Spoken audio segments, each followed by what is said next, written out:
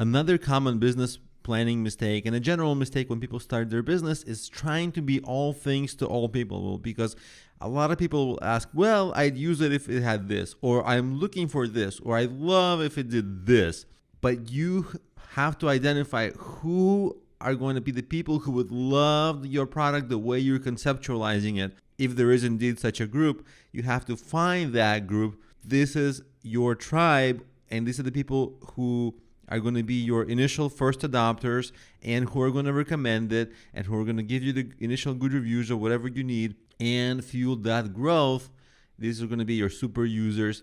And if you try to add too many groups early, it will lead to many mistakes like expensive complexity and disfocusing. And when you disfocus and you build 3 features instead of 1, guess what?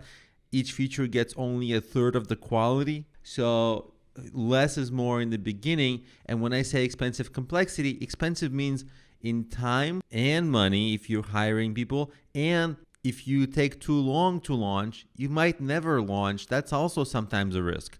So you have to think about that.